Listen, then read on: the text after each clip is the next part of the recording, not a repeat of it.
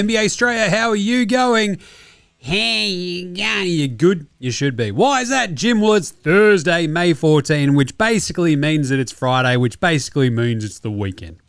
Your mate Jim says you can just no more work. You're fine. It's all right. Just everybody chill. That's right. I'm your host, James Clements, here in Larry Armour Studios with another NBA Straya and a Game 5. It was pivotal! Pivotal! I love a pivotal Game 5. Of course it's pivotal. It's Game 5, you idiots. Pistons, Cavs. Cavs finally win a game on the road. We'll talk about that in a second. Bryce Cotton is a boomer. That's pretty neat. Josh Giddey had surgery. That's not as neat. Jeez. A few other bits and bobs here and there. Anyway, we'll wrap up today's game. We'll give away some awards. That's not a knife old mate, no mate. Spud of the night, better than Lonzo Ball. Get some yenas. An unpopular opinion of the day. An Outback Takehouse. And a Luke Longley Memorial Role Player of the Week award to give out. And then we'll pick and preview the two games on Saturday. That's right. There's no games tomorrow, so we're not going to do a show tomorrow. This will be the Game 6 preview episode as well. So they've gone a back-to-back on America's Friday, so we get two games on our Saturday. So no games tomorrow, so at the end of the show, we'll deep dive Game 6 of Cleveland, Detroit, and San Antonio, Minnesota. So that'll be fun, I assume. We'll find out when we get there. Anyway, it's episode 1404 of NBA Straya. And let's go, shall we?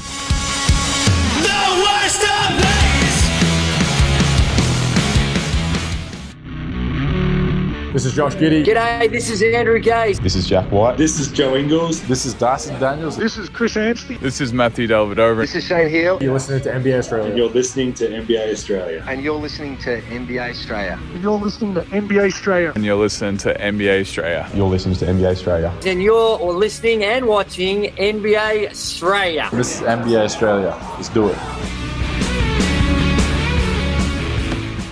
Watch out for the Shaq attack. You better. Because, I don't know, they had a good gone fishing today for the Lakers, which is pretty fun. I don't know, it's always weird with the Inside the NBA crew on, this version, right? Not the TNT version. Everything feels just, I don't know, a little bit watered down. It's a bit weird. Anyway, you better watch out for the, Detroit are spewing over themselves attack if you're the Pistons and a Pistons fan, because that was absolutely bloody horrible. We'll get to that in a second. Let's start with the daily. Oh, the whip around, Jim. Yes, it is. So as I said, no games tomorrow, which is pretty weird. So there's basically this little 2-day break for San Antonio, Minnesota, which obviously benefits Minnesota. Ant-Man and AO get a little bit of extra time to rest up. But yeah, I do like, they're like, yeah, look, because of the Game 7s, yeah, we've got these two Game 6s on the same day. It's like, surely you're better off spreading those out. But again, I'm just the Vice President, Common F and Sense. What do I know? Anyway, so yeah, this will be our last show for this week. What we're going to do is we've got the Game 6s on Saturday. So on Saturday, we might do a quick show in the afternoon on Saturday after those games. Maybe on Sunday, like we sort of tend to do, and set you up for any potential Game 7s. But we will do a show following those Game 6s. Speaking of 6s, oh, that was a good one, Jim. Good segue, thank you. One thing I forgot to mention yesterday, in taking a quiet victory lap about Daryl, I'm a dumb fuckhead Daryl Morey, he gets shit canned by the Sixers. The thing I forgot to bring up was the fact that the Sixers are bringing in Bob Myers to find Daryl Morey's replacement. At which point, I'm struck by two things. Number one, Bob Myers still has amazing hair. And number two, why the fuck is Bob Myers not just doing a Doc Rivers or the bloke from Jeopardy? Remember that guy? He's like, I'm trying to find the best guy for this job. Oh, I think it's me. And everyone's like, wait a minute, you're a dickhead. How are you tasked with finding the host and then named yourself? You're a bellend. Doc Rivers did the same thing, you might remember. assigned to basically, help out that coaching situation there in Milwaukee. Adrian Griffin gets shit canned. Doc Rivers is like, I'll help find out a new I'll take all the money. I'll do it. Waste a couple of years piss farting about and then is shit canned himself. So good job, Doc. Anyway, Bob Myers should just run the fucking Sixers. I can understand why he would like to get paid to not run the Sixers, though. This is the greatest gig. I love these consultancy gigs. Because it's like, hey, yeah. I don't want to coach the team. I don't want to run the team. But give me a bunch of cash to tell you who you should actually get to coach or run the team. But I don't want any fucking part of that mess. I don't want to do it. I've spent the last fucking 10 years dealing with Draymond Green. You think I want to deal with Joel Embiid? Fuck no. So good job by Bob Myers. But anyway, other news. OG Anunoby, the AOG, is expected to play in Game 1 of the Eastern Conference Finals. Now, I have mentioned I'm heading to the States next week. I am very much hoping that we get a Game 7 in Detroit, Cleveland, because that means I get much more exposure to potential Knicks Eastern Conference games whilst over in the States. I'm there for like 10 days, right? And so I'm going to go over, hang out, go to a couple of games, and I would very much like probably Detroit because it's going to be a cheaper ticket to go and a cheaper place to stay. So yeah, it's all a little bit up in the air. But anyway, OG, look, they would start the Eastern Conference Finals if Cleveland win Game 6. They would start that our Monday. I leave next Wednesday. So yeah, I just want that to get pushed back and Game 1's on the day I land. So that'd be kind of sweet. So if Detroit can do me a bit of a solid and extend this series, that'd be really good. Anyway, because obviously if Detroit do end up winning the series, which is a bit tough now, they would have the first 2 home games. And then the weekend I'm actually in New York, the Knicks would be in town for those games. So just saying, if the basketball gods could help you make Jim out, that would be much appreciated. Right, so OG looks like he's going to be back for Game 1. Very, very much like that. And Knicks fans should enjoy that as well. Other little bits and bobs. The refs. There was an amazing... The Players Association graded the refs. I love this story. A 1 to 5 rating scale. They rate all 73 refs. Scale of 1 to 5. The Tier 1, elite and top performers. The Tier 2, solid performers. And the Tier 3, needs improvement. The needs improvement tier was a bit, how you going? Because it's a lot of the young folks. My favorite, though, I think, in the solid performers is that Leon Wood, you have Scott Foster in there as well. Like a couple of other, how you going? But the elite and top performers, I think it is weird that Tony Brothers is in there where he's just so hit and miss that it blows your mind. I think Mark Davis does a decent job. You've also got, I think, one of the better ones out there tends to be Zach Zarba, and I think he was the highest rated one as well. I'm like, this makes sense. When you watch as much NBA as I do, you just end up seeing the same refs and like which ones you like, that guy stinks, this person stinks, they stink, what are you doing? So yeah, anyway, Josh Tiven, decent as well. But still, I love that they rated them, and I do love that Zach Zarba, so highest rated amongst them all. I think one team had your man Scott Foster in there. Everybody else was just dogging him. So that's how he ended up in Tier 2. But yeah, bit of a strange one. But anyway, the other 2 big news for the Aussies. Josh Giddey had ankle surgery. Picture of him in the hospital bed eating grilled. Good for him. I would do exactly the same. Love grilled. Got a lot of time for grilled. I think grilled is a bit... Look, I love a beer. This might come as a shock to people, but yes, I like beers. And an underappreciated aspect of grilled is that usually you can sit there and have a few tins with your burger, like if you're eating in the thing. For a quick I've got to go do something, I need to smash something before I get really shit-faced, grilled, top notch. Top notch. I'm just saying. You made Jim's an experienced campaigner here. So yeah, got a lot of time for grilled. If they want to sponsor the show, please hit me up. But anyway, so the ankle injury came from, if you remember his Paris Olympics sort of the miscue there. And it's sort of been like a bit of a thing. He's also had the calf, abs, the hammy, all this sort of stuff. So he's gone and had surgery. Fingers crossed he's all good. expected to return to the court in 3 months. So fingers crossed, Giddey is all good and he's ready to rock and roll for the Bulls and their number 4 pick this season. The other big one for the Aussies, Bryce Cotton is a boomer. This is awesome. Basically, we just got a Patty Mills replacement, which is kind of neat. It's like, I don't know, just really fills a need. So he's going to, I think the Boomers take on Guam and the Philippines, those bastards, in Perth. So I do like, it's the World Cup Asian qualifiers. Bang, love this. Bryce Cotton, out you go. Whooping. He's going to go absolutely ham. I'm excited. So anytime you can add a scoring punch like that of Bryce Cotton to a team that desperately usually needs a scoring punch, you should do it. So that's great. Big thumbs up for me. Bryce Cotton, boomer. All right. Yeah, let's do the game wrap. Game wrap. Oh, boy. Cleveland. 117. The Detroit basketballing Pistons, 111 in overtime. Many would ask, what the hell was that? What was that? What the hell was that? I think I tweeted out a live look at Detroit's offense, and it's the Family Guy gif where they're all spewing all over each other and themselves. That's what this game just degenerated into, if you're a Pistons fan.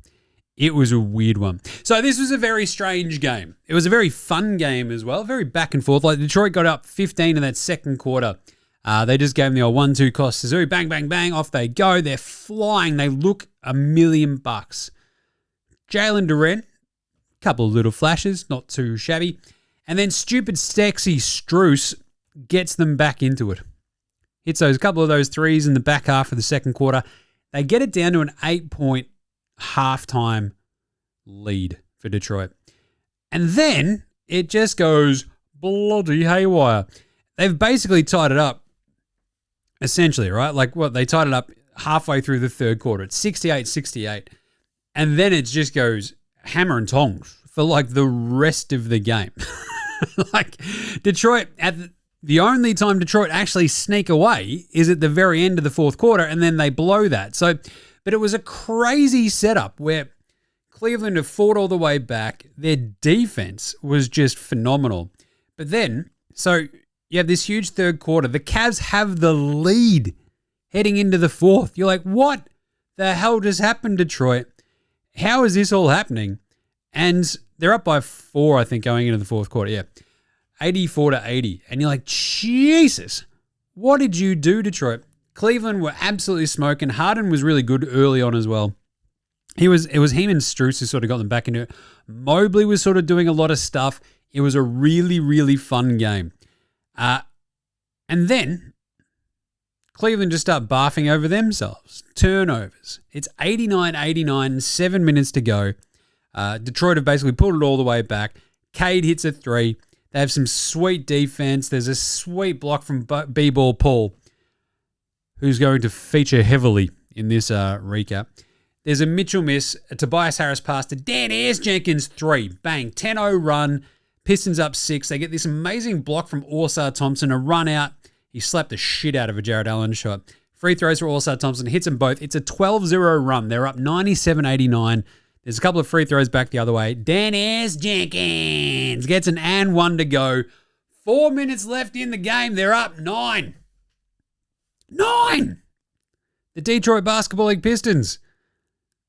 They are, in fact, still up 9 points with about 3.5 minutes to go. They're up 6 after Strus still hits a 3 there with 3.5 minutes to go, but not before that, they're up 9. And it all just falls apart. It all completely falls apart. Strus, when he hits that 3, it's just absolutely immaculate stuff. 2.5 minutes left. It's still a 7-point game.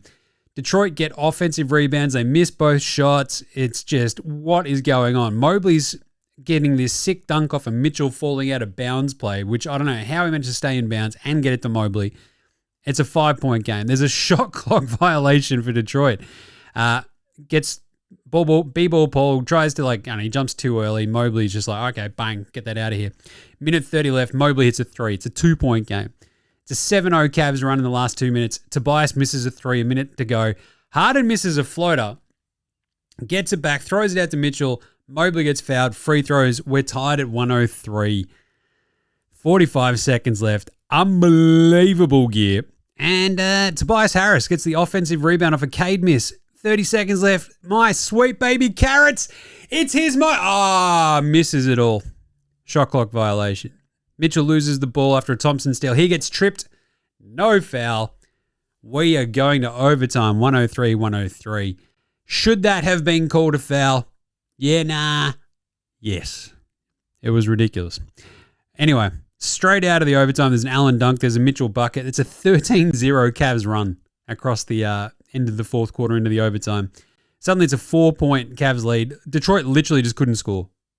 6 straight missed shots. 6 straight, I think it was 5 missed shots, 6 straight scoreless possessions. Harden tries to game a 3-point foul. It doesn't go. You have B-ball Paul get a couple of free throws. And 3 minutes to go. Cleveland is still up 2. Then, the absolute turning point of this game. At that exact moment, Mitchell hits his first 3 of the game. Donovan Mitchell had not hit a 3 all game. He's 0-6. Hits this one. Bang! Then, Cade gets the ball, plays for a foul off Strus. Strus is just like, what are you doing? Steals it. Boom. Pass to Donnie Mitchell. Layup. Cavs are up 7 in the blink of an eye. It's seriously like 8 seconds. And they've gone from up 2 to back up 7. And Detroit are not able to score. And completely hard up against it. Still, look, you get this B-ball Paul hook shot. You get a Mobley miss at the rim, which was crazy. Dennis Jenkins gets a layup. It's a 3-point game. Harden draws a foul. Only goes 1 or 2. You get a Harden block, a Cavs turnover. It's still a 4-point game with a minute to go. Karras hits it. Oh, no, the 3 goes in and out. Karras, you're breaking my heart. Harden misses this weird floater alley-oop. Cade gets fouled. Out of the timeout, Cade hits a 3. No, it's a bloody 2. So it's 113. He had his foot on the line. 25 seconds left. Harden misses another free throw after that.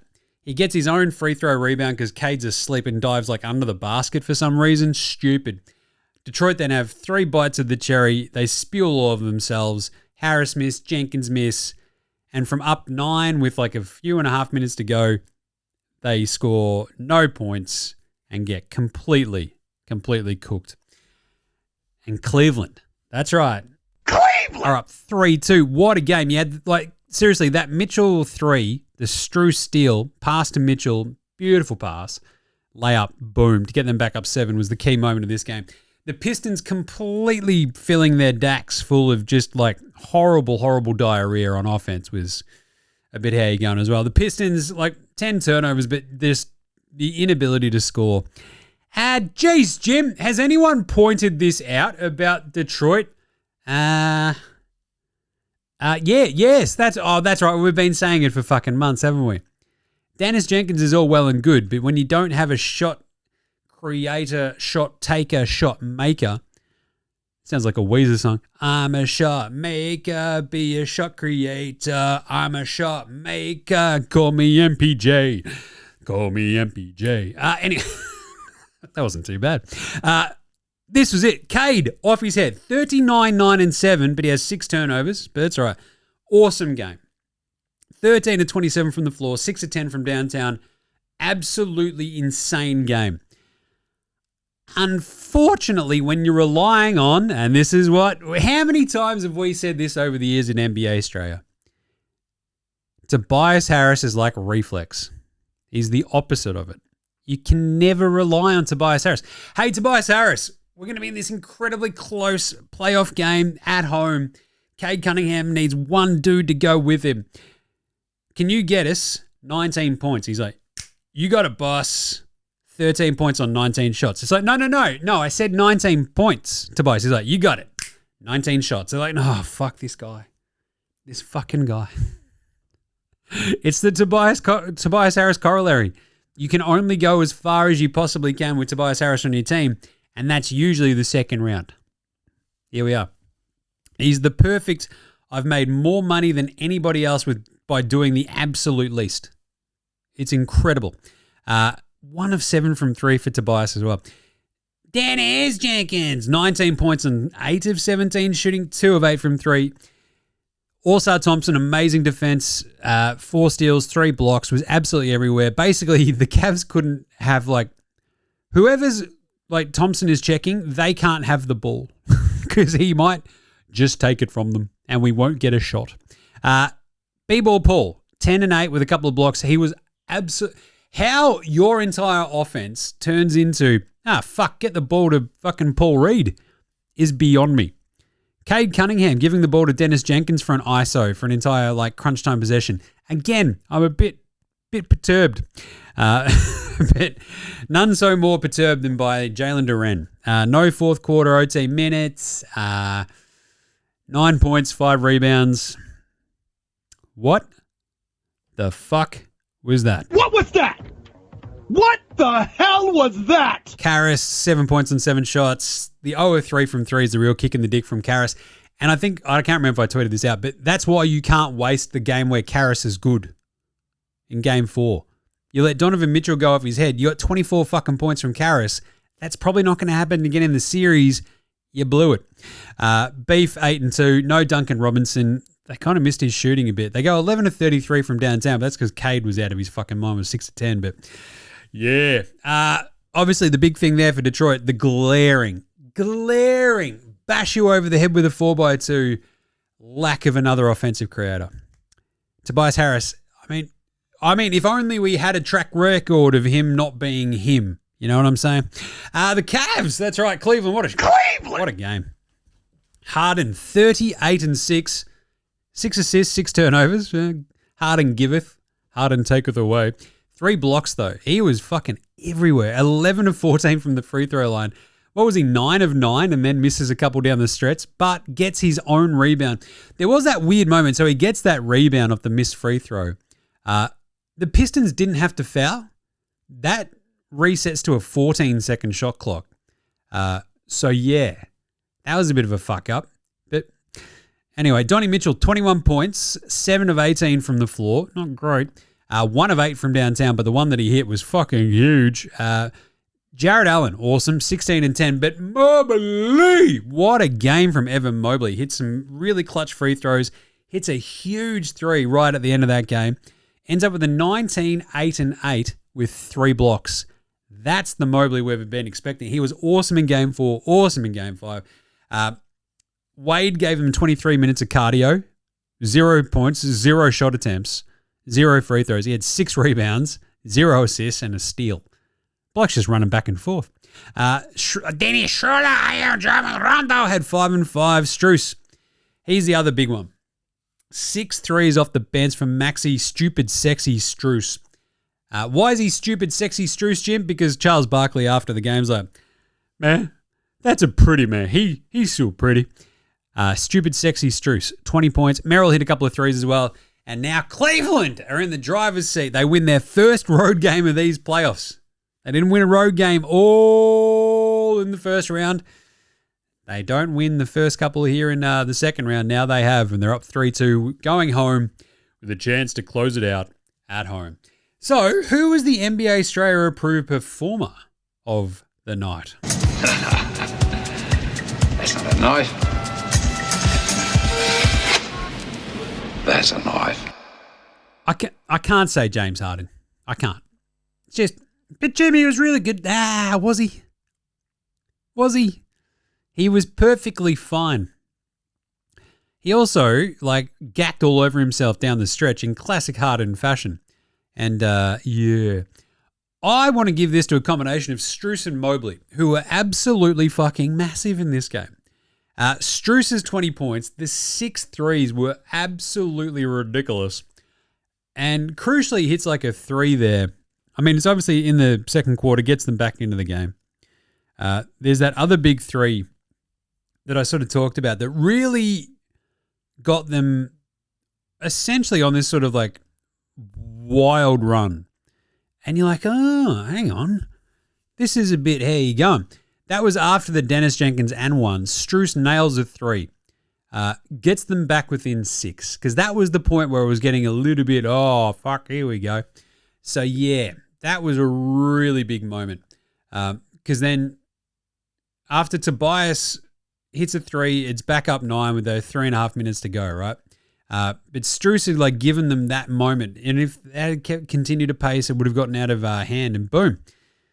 There you go. So from basically he kept them within touch and would all like the steal at the end as well. The feed back to Mitchell is probably the underrated part. It was an incredibly good pass off the steal, finding Mitchell, through he goes.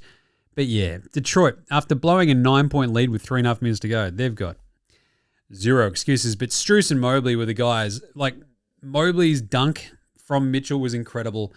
The Mobley 3 to get them back within 2 was absolutely mammoth. And that's the sort of like, this is the Mobley we all wanted to see. Give us more of this Mobley. This is awesome. This is a Mobley that you can sort of see playing against the Knicks, and it would be kind of fun and a very interesting challenge. But anyway, just hope he keeps it up. So I'll give it to Strus and Mobley, and obviously Cade Cunningham playing a fucking lone hand basically for the poor Pistons. 39, 7, and 9. Absolutely taking the piss. Plays 48 minutes. This bloke had a collapsed lung 2 weeks ago. Fucking hell. So yeah, not bad. Good size. All right, who is Spud of the night? Spud, Spud, Spud, Spud, Spud, Spud, Spud, Spud, Spud, Spud, Spud, Spud, it is Spud of the night. Oh, this one hurts. Jalen Duren doesn't play in the fourth quarter. It was, oh boy, to be outplayed by basketball Paul once is fine, right? To make it a regular occurrence is a bit of a how you going. It was a bit of a Barry Crocker shocker. And so the fourth quarter minutes for him being 0 is a bit of a worry.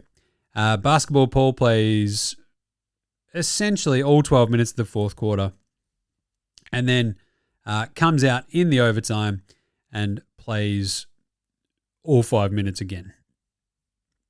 It's a bit of a self-pantsing, and it's also a spud of the night because this is your dude that you've relied on all season, 20 and 10. It's bloody Jalen Duren. I think I've got him in, second or third team All-NBA.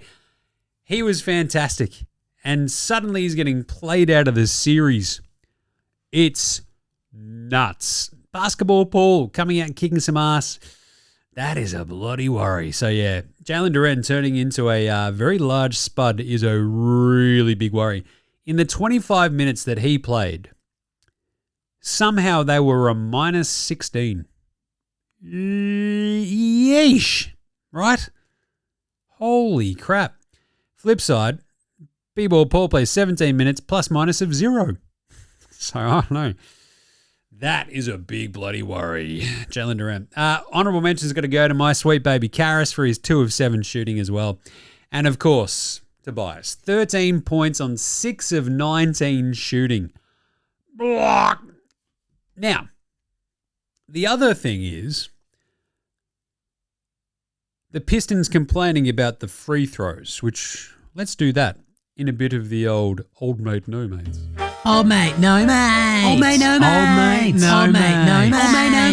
Old mate, no mate. Old mate, no mates. Who's got no mates today? So it's kind of the Pistons not getting calls that they kind of should. The foul on Orsar Thompson at the very end of regulation. Look, you don't usually want to essentially decide a game with a call, but when you're basically tripping a player over, usually that's a free throw or a foul at least. So that was a bit strange.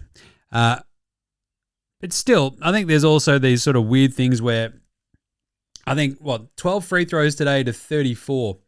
And JB Bickerstaff coming out and bitching and moaning. But the weird part is, it's like, the disparity over the last 3 games is like, it's a record. It's absolutely nuts. 72 to 32 the last 2 games. And you're like, hang on a second. That seems pretty bad. But then you remember, in game 1, the Pistons had 22 more free throws than the Cavs. But yeah, it's a bit of a tough one. Stop your bitching. Play your basketball. So old mate, no mates is a bit obviously Jalen Duren as well, being replaced by Basketball Paul, not playing in the fourth quarter and overtime. It's a bit of an old mate, no mate situation because regular season merchant, ? Restricted free agency is getting a little bit, look out as well. And obviously old mate, no mates, ranking the refs. I love this. I think we should have absolute report cards from every single player about all of the refs. Give me more of that. Pantsing of the night.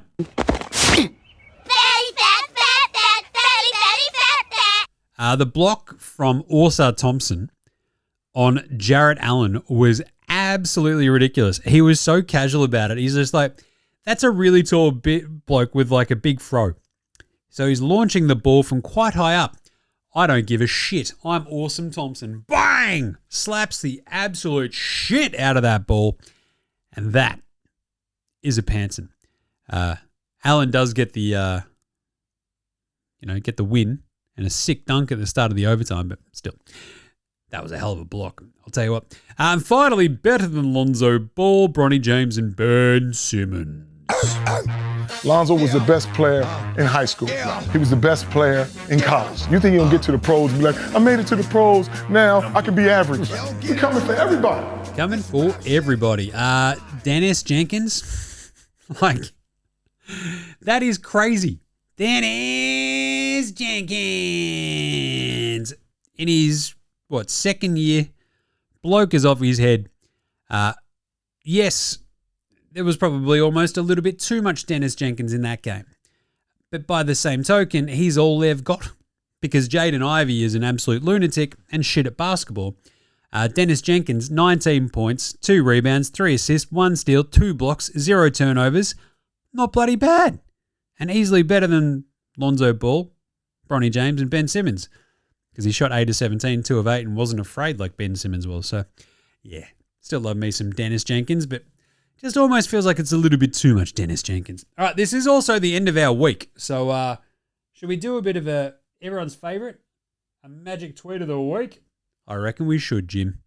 I reckon we should.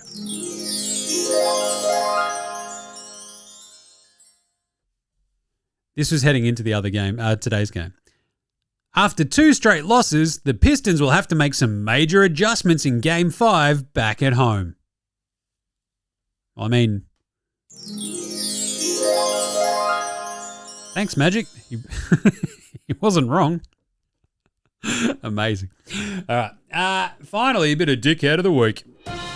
Dickhead of the week. Dickhead of the week. It's just still going to be Draymond, right? We keep getting all these like weird little Draymond bits and bobs. My favorite is still just like him going into damage control about the Charles Barkley stuff, and you're just like, this guy sucks ass.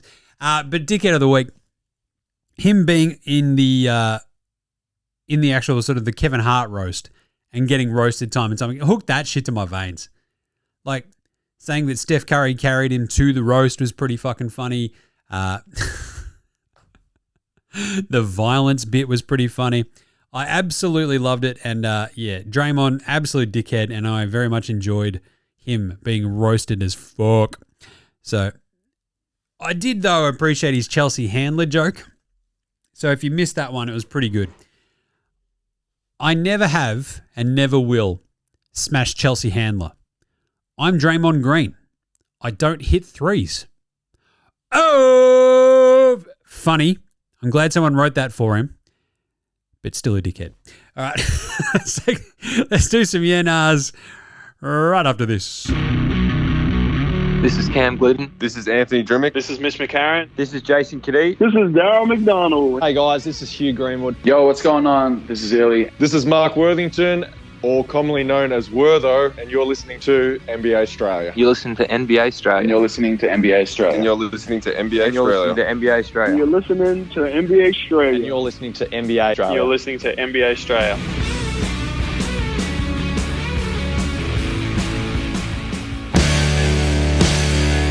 All right, let's do some yeah-nahs. Oh, before we do, there's a funny other Draymond bit. He's got 43 games and more turnovers and field goals in the playoffs, and that's tied with Kendrick Perkins for the most since 2003. He learned that, and that was just Yeah, high comedy. Anyway, but the Yeah Nahs are brought to you by you. All the legends who have joined the Dead Set Legends Club, I appreciate you guys. You do that by buying me a coffee. How do you do that, Jim? Well, you simply go to buymeacoffee.com/NBA Straya and you can buy me a tin or buy me a beer. Either way, you can sign up, be a part of the Dead Set Legends Club. You get exclusive content each month. It's awesome. And thank you so much to all the legends who have signed up, who have supported the show. Davey B, love your guts. Saki B, you're the best. I think we got an M out there as well, who's absolutely awesome. Love all of yous. There was also another one, I think. Give me 1 second. I should do the shout out, shouldn't I? Yes, you should, Jim. Don't be a dick. I try my hardest not to. But yeah, appreciate all of the people who have checked out the Dead Set Legends Club and signed up. Obviously, it's our Patreon, right? It's how we're sort of keeping the lights on here and doing what we do and trying to keep you entertained as well as we can. Yeah, there we go. Love that one. We've got the awesome NBA Supercoach one. We got, I think that was, Emmy B. Love that. And M as well. Love all your guts. Thanks, legends. You're the bloody best. Right. So you can do that. If you haven't signed up as well, go to buymeacoffee.com/NBA Straya. Righto. Let's do some Yenars. Has a Pete, who was the bloke who hit me up yesterday. Good mate of mine. And said, hey, Jim, what's up with the first 4 and bit minutes of silence at the start of this episode? I'm like, oh, God. The file had exported with the full selection of the show rather than like the bit that I'd selected. So, yeah, hopefully that all got fixed and you're all okay. But that was a bit of a weird one. Thanks to Hazard P for shouting that one. Shouting that out is the words I was trying to say then. But he also had a couple of yeah nahs the other day that I missed. So he had a really good one as well. Are the refs reffing the LA OKC series the same as the other 3? I'm very confused on if the online blow-up is justified or just very loud due to it being OKC. This was a really good point because you would think that OKC is like getting every single free throw under the sun, but no, that's not how it ended up going. Like, it was crazy. And it felt like it's like the, extremely movable object versus the really stoppable force, where it's the Lakers getting free throw calls and OKC flopping and flailing like the wailing, whipping, flailing, inflatable tube man. I can't remember how to say that properly, but a lot of that going on, and it was just reffed really strangely across the board. Like, it didn't matter. Like, OKC, you still kicked the shit out of him, but I think it's just a combination of the Lakers fans being really loud online, or really, Jim, yeah, and OKC being wildly hateable with all their flopping and antics. So, yeah, that makes sense. He also added, still holding your 4-1 Spurs series. I was wondering if this was the Wolves' best chance at home to really give that young core a scare. How many playoff games does it take before people stop mentioning Wemby and co. lack of experience as he drops 35, 15, and 5 again and again? I mean, look, they obviously pulled the 4th game out, did the Wolves. So I was still going for 4-1 Spurs at that point. But game 4 Wolves, after Wemby gets booted, that sort of threw a bit of a spanner in the wrench, as we say here in NBA Australia. But I think this is a really valid point, right? Like, you have to lose before you learn how to win. There is a tipping point. And I think I reckon it's around that sort of 12 to 15, 16 game mark of playoff experience. Usually. It's like a young team will make a first round and get knocked out. They'll make a second round, get knocked out, or they'll sort of make a first round, then they'll make a run to the conference finals and get knocked out. And that's kind of about where you just go, we've experienced the grind, we've experienced what it's like. But I think the crucial part is the actual getting to the finals, and experiencing the finals is obviously real. Like, it just doesn't happen with young teams. It happened with OKC, you remember, back in 2012, and that was crazy and awesome. But also it came with them having been in the playoffs, and like they'd gotten so good so quickly. It was all a little bit too quick. But I think we get to this point where it's like, holy shit, I don't know if it matters for this Spurs team. Dylan Harper, rookie. Castle, second year. Wemby, third year. And it's just one after the other. There will come a point, and it's probably, I think, the battle comes in this Wolves series, right? This is a team that's been to the Western Conference Finals the last 2 years. They've got plenty of experience. Like they hit that tipping point by the time they made the Western Conference Finals the next time. And they looked awesome in that run last year too, right? The thing is, I think we just have to shut up about the lack of experience that by the time you sort of make a conference finals, it's just like shush now. But yeah, if you make a finals, you can never speak about it. But you make a Western Conference Finals, you make an Eastern Conference Finals, I think that's the learning experience sort of under the belt. Because that's the fire, the crucible, where you're like, holy crap, if we win this, we're in the finals. And that's where all the pressure just like absolutely turns up to a terrifying degree.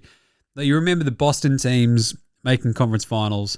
And I think even you think about Denver and like all these other teams. I think, yeah, if the Spurs are there, just we don't need to say it. OKC have been there and done that. It's like, yeah, and the Spurs are the ascending, nascent, terrifying juggernaut. So they got to do this at some point, and why not now? It's a good shout. It's a really good one. Thanks, Hazard Pete. Timmy M, the spin twin. Yeah, nah, LaMelo should have called his kid Ligma. So instead of LaOne ball, it could have been Ligma ball. Either way, it's kind of weird that the kid's only got one ball, apparently. Hey, if he does, that's fine. No problems. We're not ball shaming here. That's what we do not do here in NBA Australia. But calling your kid LaOne ball is still fucking child abuse. Like, that kid's... Having LaMelo for a dad is probably already child abuse as well, because if he grows up to look like his dad, fucking Jesus. Imagine how bullied that kid's going to be in school. But you add that to the fact that he's named LaOne Ball. That kid wouldn't have lasted 5 minutes in Ballarat in the 80s. Fucking hell. Anyway, and hey, Jim, to revisit your yeah, nah from yesterday about whoever wins Cleveland-Detroit, is it regardless of the result that they will probably still make moves in the offseason? Yeah, nah. Oh, if Cleveland do close this out in 6, I think it's less likely that they obviously change shit up and like move a Mobley for Giannis or something. But Detroit, fucking definitely. They'd have to look at this and go, fuck, did we miss a fucking good opportunity to make the fucking finals because we were too afraid to mess with the vibes. You know what's better than vibes? Making the fucking conference finals. Just saying. Vibes are good. But so's winning through to the conference finals. So, yeah. Anyway, speaking of which... Now look at me, please. Look at me. Look at me. Look at me. Look at me. Look at me. Look at me. I think Detroit would still be a much tougher Eastern Conference Finals opponent for the Knickerbockers than the Cleveland Cavaliers, who I think... Again, though, look, you talk about teams that are sort of forged in the crucible of battle. I think the weird part about the Pistons... in these last 3 games. So them losing 3 straight games to Cleveland is crazy. Them being out-toughed and outworked by the Cleveland Cavaliers is crazier. Right? It just seems weird. What the... This is a team that's like, we're the fucking toughest dudes in town. Suddenly, B-Ball Paul is playing over the top of Jalen Duren. Ron Holland is nowhere to be fucking seen. Beef Stew can barely get on the court. And they can't make a shot. Not so fucking tough now, are you? To quote a Frenzel Rom album. One of the great Australian punk albums of all time. Wildly overlooked. A Man Is Not a Camel is very good. Sansuki, awesome. But I'll tell you what. Fucking Punch in the Face, one of the great Australian punk songs. Not So Tough Now. Incredible album. But yeah, Detroit would still, I think, go into a Knicks series feeling confident. I don't know if the Cavs go in feeling confident against the Knicks. What is it, 2-1 the series, I think, this year? The Knicks, I think, would much rather play the Cavs. Though, I don't know, the way that Mobley's been playing, fuck. Maybe suddenly the Knicks would have to be looking at Mitch Robinson a little bit more and it gets a bit squirrely, but we'll deal with that when we get to it. But at the moment, I still think Detroit might be a little bit of a tougher one. But Hey, this series isn't even done yet, Jim. I know. How about a bit of an Outback Takehouse? Oh, I like this. Sort of follows on from that one as well. It's almost like I planned it. It's Thursday at Outback, and you know what that means. 2 for 1 bloomin' onions. When I go to the States, I am actually going to have to go to an Outback Takehouse and get a photo of some bloomin' onions just as a bit of a fucking lark, aren't I? Yes, I am. Anyway, it's 2 for 1 bloomin' onions only at Outback. No prick in Australia knows what the fuck these things are, but apparently it's some sort of fat bastard yank invention about dipping fucking onions into deep fry shit and making it look like a flower. What the fuck are you on about? Only at Outback. Today's Flame Grilled Take is, with the other 2 second round series being sweeps, you better believe that Adam Silver is working frantically behind the scenes and is going to go scorched earth in terms of the free throws to make sure that he gets 2 Game 7s in the other 2 second round series. Only at Outback. I mean, yeah, he's got to do it. If not just for my sake, but for all of our sakes. OKC Lakers was a fucking laugher, right? Just stupid. Stupid shit. Philly against the Knicks, Game 1 and Game 4 were fucked. Right? Philly were cooked after getting by Boston. Adam Silver's like, oh, I should have given Philly a little bit of a rest between the series, shouldn't I? Yes, Adam, you should have. There was no need for that to start so fucking quickly. Anyway, yeah. Give us 2 Game 7s. That's all I ask. Australian Player Watch today very easily. I mean, no Tyrese Proctor. Did not play coach's decision. Get that on the big jobs. It is also weird. You look at the rotation. Schroeder's out there, Strus is out there, Merrill's out there. You got 3 minutes of Jalen Tyson. So Keon Ellis, much ballyhooed sort of addition. It is really just Strus getting healthy again that has really sort of fixed what has ailed the Cavs. But he had 20 and 8 today. That's such a fucking good game. Right, Luke Longley Memorial Role Player of the Day. It is Max Strus. And this is it. So they're talking about the playoff rotations. I fucking love this sort of shit. It's like, who's out there right now? Who do they trust? Who does Kenny Atkinson trust? And it's not Larry Nance Jr. It's not Thomas Not Kobe Bryant. It's not our beloved Tyrese Proctor. It's Dennis Schroeder. I am German Rondo. Which makes sense. +9, by the way. Maxi Strus, who played 36 minutes for the Cleveland Cavaliers today. 6 of 8 from 3, 2 of 2 at the line, 20 points. So that's all he took. He only took 3s, which is... This is what fucking Duncan Robinson should be doing. It's exactly what Luke Kennard should have been doing. Why every time you're touching the ball, you're not fucking shooting a 3? Learn from Max Strus. What the fuck? So yeah, anyway. Max Strus, though, 36 minutes. When called upon, steps up, kicks some ass, takes some names. 6 of 8 from the floor, all of which were 3s. 6 of 8 from 3 is absolutely where this game turns. Without him, they do not win. 8 rebounds, 1 assist, 1 steal, 1 block, +9 in 36 minutes. Absolutely massive. He was so important to that team today. It was great to see. Good on you, Maxi Strus. You're the Luke Longley Memorial Role Player of the Week. All right, let's do some Game 6 previews after we check out the Patty Mills Game Day Ball Game Day Twitter chicken. What do we reckon? Here we go. Patty Mills. Where is he? Oh, come on, Patty, give us another little bit of something. No, nothing there. What we will do, the Patty Mills Game Day Ball Game Day Twitter check-in. I mentioned this one earlier, though. The grilled... one for our man's Josh Giddey. Great story. Like, just all-time story. Just him munching on some grilled. He's obviously got the fries over there. He's got his hospital bickies. The foot's in a boot post-surgery. Grilled burgers makes everything better, he says. Hoeing into one. Love that. Get better soon, Gids. Friend of the show, Josh Giddey.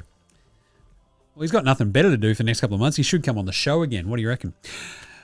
As I said on the Facey post today, though, it's like, that means we won't see him at MSAC on a random Monday night this year. Anyway, let's do it. No games tomorrow. Games for Saturday. Game previews. Game previews. Thanks, Inadvertent Bane. Not a problem, Jim. How's it all going? Yeah, not bad, not bad. Yeah, cruising along at the moment. Looking forward to next week. Old mate is getting her licks in right now. She's away. She's out for dinner tonight. She's out for dinner tomorrow, and going to the using her Mother's Day present of going to the super duper fancy bath, hot springy bath, like fancy place in South Yarra. So she's going to be partying hard. I'll be looking after some squids because then I'm getting the F out of town for 2 weeks. But anyway, what have we got? So no games tomorrow. So we're not going to do a show tomorrow. There's unless something fucking crazy happens. But really, these are the two previews for Saturday. And I'll tell you what, these two games are looking pretty fucking tasty. So 2 game 6s. Saturday, we've got 9 a.m. Detroit at Cleveland. The Cleveland Cavaliers are 3.5 point favorites at home to close out this series. Oh boy. They are playing in a venue they have not lost these playoffs. I think I had in today's NBA Coffee Run video, the home team had won the last 14 Cavs games, which is crazy. But Cleveland haven't lost here, obviously all playoffs. Detroit, I don't feel great about them. I do not feel great about them right now. Cade Cunningham, awesome game. The lack of support from the other guys, it was all so very fucking predictable that it almost breaks your brain, right? Makes me sad, but anyway. 9 a.m. Saturday, however, I'm going to take the Detroit basketballing Pistons plus 3.5. Why is that, Jim? Well, there is still a bloke on the Cleveland Cavaliers by the name of James Harden. And if you give him a Game 6, a must-win at-home Game 6 in a playoff series, he could very easily go 2 for 9, 7 points. 4 turnovers, 2 assists, and you're like, what just happened? You're like, you just got hardened. He has been playing okay this series. Today was really, really good, but again, down the stretch, absolutely abysmal.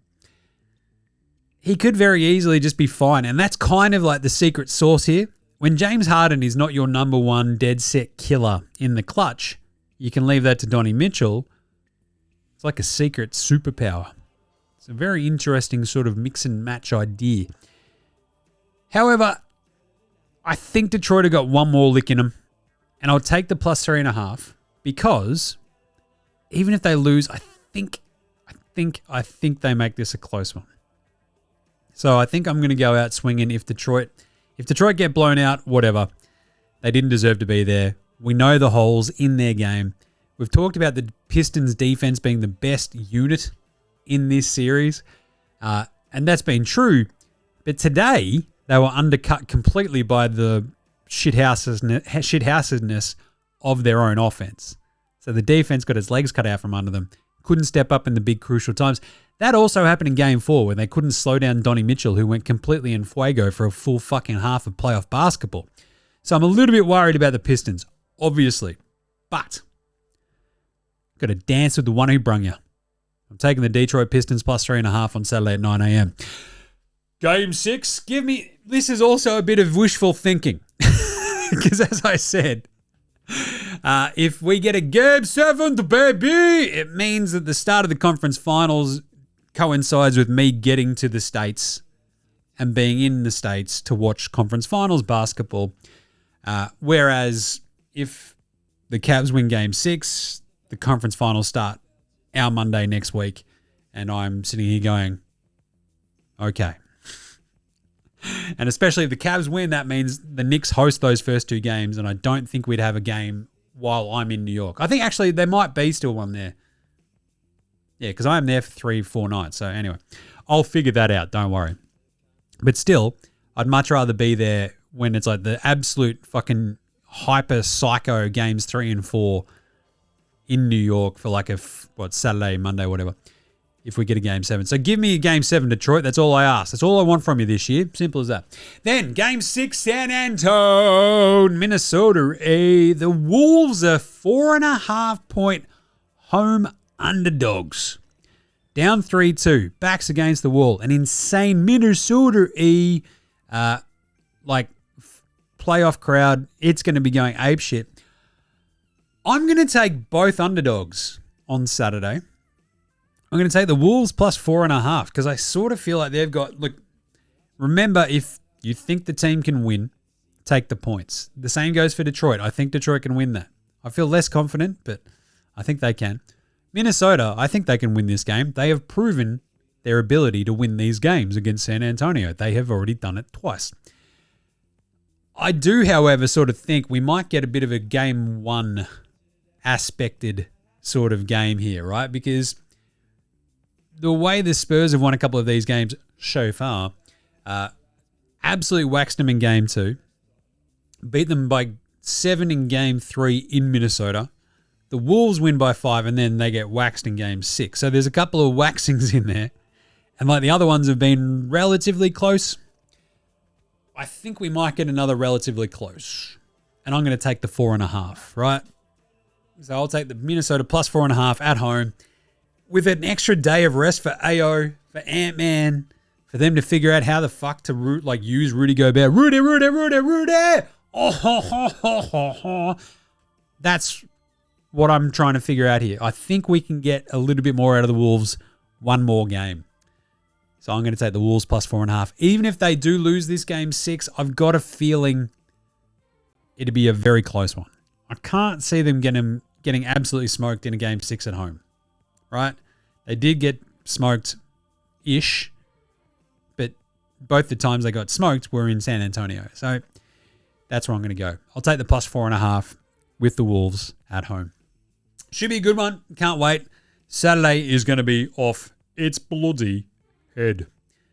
And that's it. That's it for this week.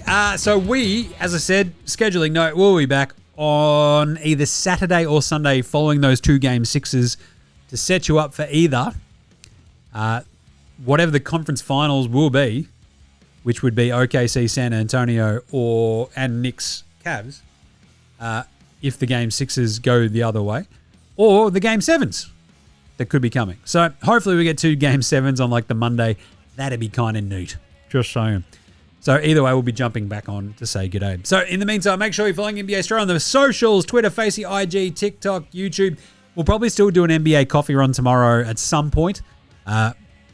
Basically just to be like, yep, cool, this is all the latest news.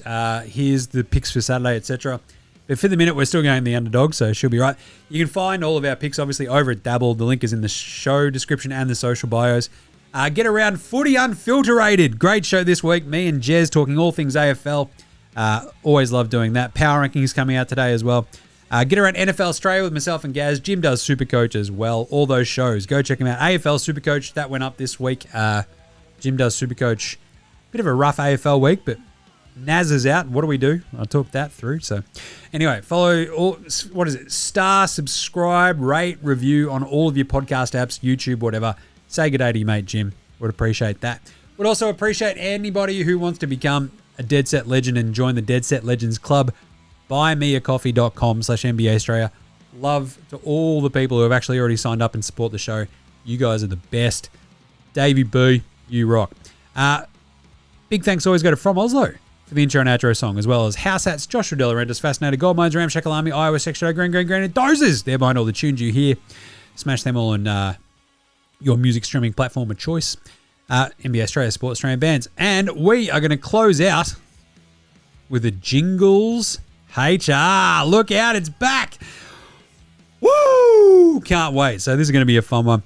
And we will catch you on NBA Coffee Run probably tomorrow and then on a big show following the Game 6s. So we'll speak to you then, you dickheads.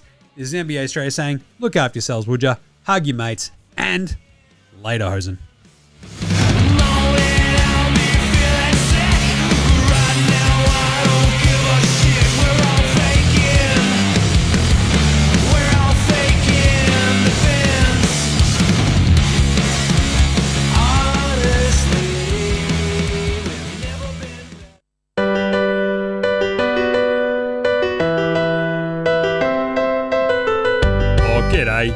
Joe Ingles here, head of Jingles HR, the world's leading HR solutions firm. Yep, because when I'm not sinking threes, blowing kisses to me kids, telling Ant-Man how to use contraception, and looking forward to spending time at my beach house or my real estate in Paul George's Head, I am the world's leading HR expert, helping you with all your HR questions and problems. So, let's get to this week's question, shall we? It comes from a Daryl in Philly.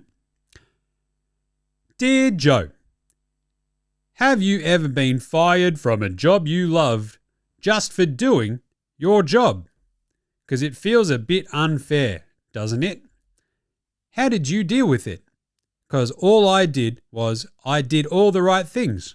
I looked at the numbers. I looked at the numbers some more. I listened to the numbers, checked the numbers again, caressed the numbers a couple of times, and then I did what the numbers told me. And somehow I got fired. What's up with that? Asking for a mate, I guess. Yeah, a mate. Cheers, Daryl in Philly. Oh, cheers. Look, first off, cheers for writing in, Daryl. And yeah, that is, it is a tough one. But look, you've got to look at this from HR's perspective. Did you hit your KPIs? Your KPIs might be success-based.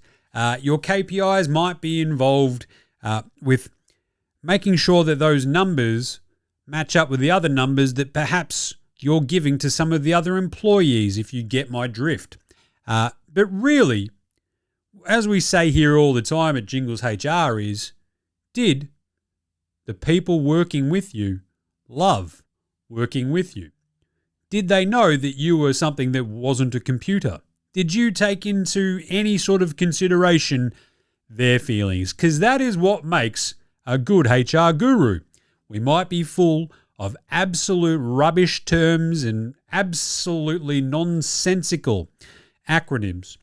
But when it comes down to it, HR is all about heart. You can't spell heart without HR. So, I hope you get past this, Daryl, and best of luck to you. But you got to remember, numbers aren't your friends. Friends are your friends. And the people you work with, you can't treat them like numbers. Very simple stuff. So, that's all I've got time for this week.